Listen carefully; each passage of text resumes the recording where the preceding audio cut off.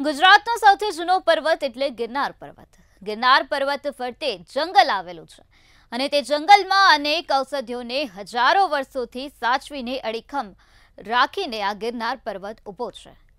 ત્યારે જૂનાગઢની ભક્ત કવિ નરસિંહ મહેતા યુનિવર્સિટીમાં પીએચડી કરતી એક વિદ્યાર્થીનીએ ગિરનારમાંથી નવી વનસ્પતિની શોધ કરી છે.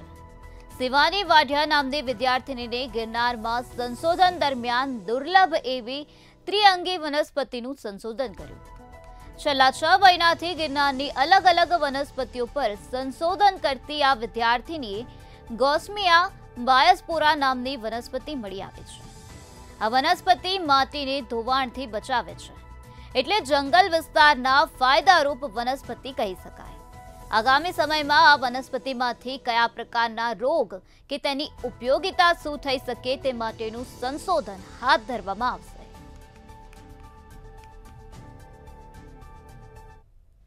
મારો પીએચડી નો વિષય છે ટેરિડોફાઇટ ઓફ ગિરનાર વાઇલ્ડલાઇફ સેન્ચ્યુરી. ટેરિડોફાઇટ એટલે આપણે ગુજરાતીમાં એને ત્રિઅંગી વનસ્પતિ કહેવાય. એટલે ગિરનારની જેટલી ત્રિઅંગી વનસ્પતિ છે એની ઉપર મારું કામ છે. એની જ અંદર મેં એક નવી સ્પીસીસ અથવા નવી વનસ્પતિનું સંશોધન કર્યું છે કે જેનું નામ છે ગોસોમિયા બાયસ્પોરા.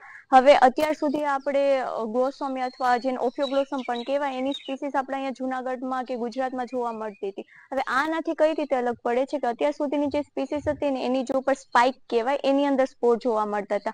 હવે આ જે નવી સ્પીસીસ છે એની અંદર તમને લીફની અંદર પણ સ્પોર ડેવલપ થવા જોવા મળે છે. બીજું આની એક કેરેક્ટરિસ્ટિક એ છે કે જે સ્પાઇકના સ્પોર છે અને જે લીફના સ્પોર છે એ બંને અલગ અલગ છે. બે સેમ સ્પોર જોવા મળતા નથી. એટલે એની કારણે આ જે નવી સ્પીસીસ છે એનું નામ બાયસ્પોરા આપવામાં મળ્યું છે. એટલે બાયસ્પોરા એટલે બે ટાઈપના સ્પોર જોવા મળે છે એક જ ઝાડવાની અંદર.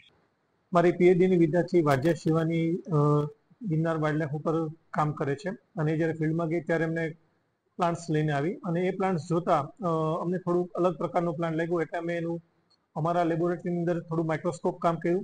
સાથે સાથે અમને જરૂર પડી તો અમારે ઇલેક્ટ્રોન માઇક્રોસ્કોપની પણ અમે એની મદદ લીધી અને કામ કર્યું. અને અમને જોતા એક નવાઈ લાગી કે આ વનસ્પતિ જે છે એ વનસ્પતિમાં એક સાથે બે અલગ અલગ જગ્યાએથી સ્પોર એટલે કે બીજાણુ, સામે સ્પોરને સાદી ભાષામાં કહીએ તો બીજાણુ એટલે કે નવી વનસ્પતિના સર્જન માટે જરૂરી હોય છે. એ વનસ્પતિના અગ્રભાગ જે સ્પાઇક ઉપરનો કહેતા હોય છે ત્યાંથી થાય છે. પરંતુ આ અહીંયા સ્પાઇકની સાથે સાથે એના પર્ણની કિનારીમાંથી પણ અમને મળી છે. એટલે આમ આખી વનસ્પતિ થઈ અલગ જોવા મળી.